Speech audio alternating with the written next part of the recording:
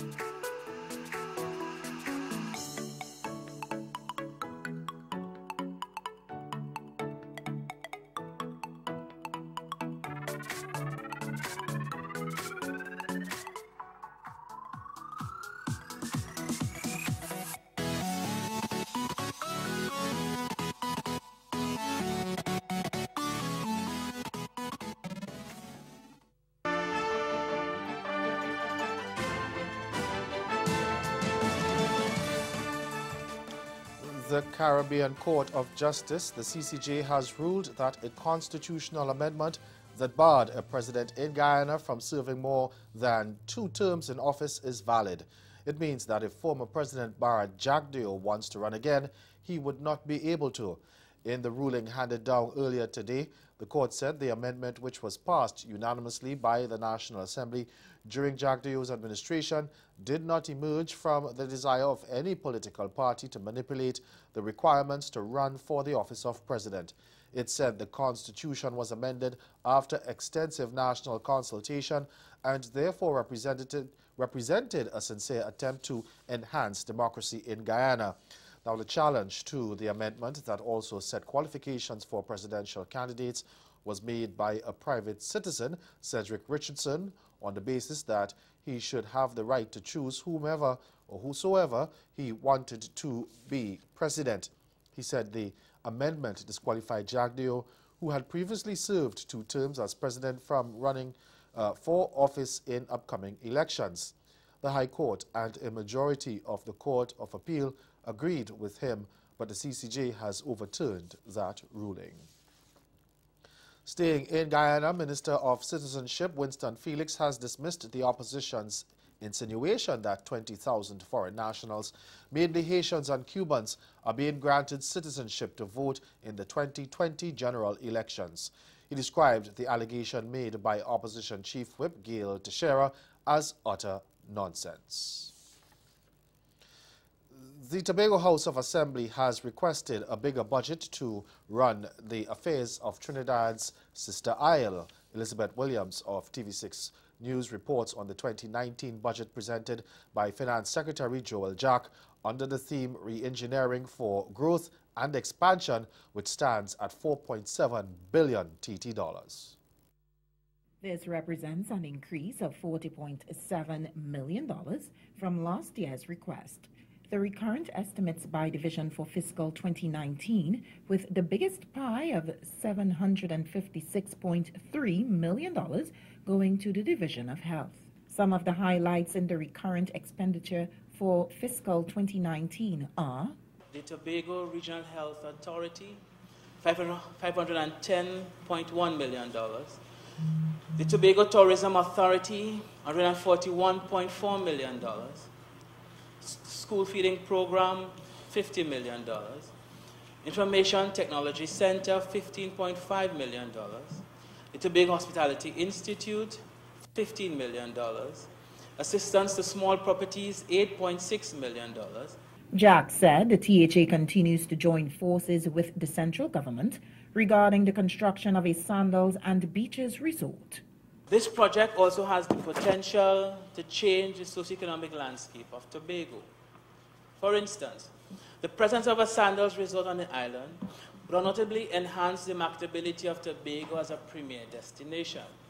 It will also provide possibilities of increased airlift to Tobago out of the North American market, as this is being experienced currently by our Caribbean neighbors. On Thursday, the budget debate will be held, where the minority will officially respond to the 4.744 budget, Elizabeth Williams, TV.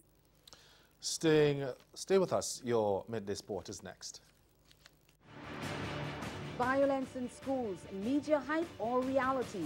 That's the topic for discussion in the next UNICEF-sponsored Activate Talks right here on Carib Vision. Activate Talks is a global series by UNICEF designed to spark discussion on issues affecting children and youth. So join us at 8 p.m. on Wednesday, June 27th and find out about violence in schools. Media hype or reality? Poor LeBron James. This is a guy who cannot catch a break. He drags scrubs to the playoffs. He drags them to the NBA Finals. He almost wins Game 1 in Golden State's arena. He loses because of a couple decisions going wrong by both the refs and his own team. And then for the rest of the season, he looks uninterested and unwilling to give his team and the Cleveland fans what they needed in order for him to at least push this to a Game 5.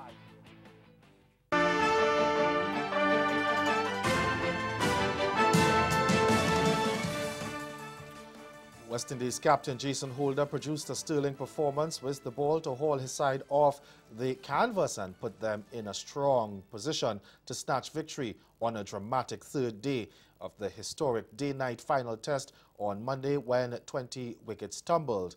The Lanky seamer grabbed 4 for 21 as Sri Lanka set 144 for victory, stumbled to the close on 81 for 5, still requiring a further 63 runs heading into Tuesday's penultimate day.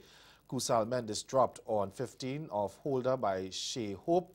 Deputizing for injured wicketkeeper Shane Dowridge was unbeaten on 25, while Danushka Gulatilaka chipped in with 21. The remainder of the lineup folded at the hands of an inspired Holder, securing a 50-run first innings lead after dismissing Sri Lanka for 154 in their first innings.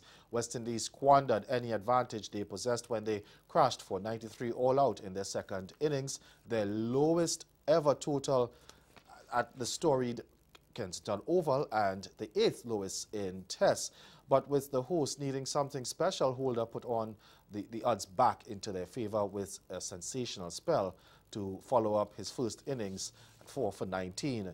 New ball bowler Kimar Roach trapped Mahalia Yudawati plumb LBW without scoring in the third over of the innings with that score on 9, but Sri Lanka then progressed to 30 without further loss before Holder intervened. And West Indies women's champion, or world champions, West Indies women will face one of the yet-to-be determined qualifiers in their opening match of this year's T20 World Cup in the announced scheduled by the International Cricket Council. The Windies women were installed in Group A alongside England, South Africa, Sri Lanka, and the qualifier, one of 2 finalists from next month's ICC World T20s qualifiers in the Netherlands. West Indies will play 2 official warm-up matches, taking on India in the first one in November 4, before clashing with New Zealand 3 days later. New Zealand and India will raise the curtain on the November 9 to 24 tournament, the semi-finals and final of which will be staged in Antigua at the Vivian Richards ground. Group A will be staged in Guyana at the National Stadium at Providence, while Group B will be hosted in St. Lucia and will comprise 2016 losing finalists Australia, along with India, New Zealand, Pakistan and the other qualifier. West Indies women's captain Stephanie Taylor said her side was anxiously anticipating the tournament, especially since they would be defending their title at home. That's Caribbean in 10. Join us again at 6:30 for Caribbean Newsline. Good afternoon.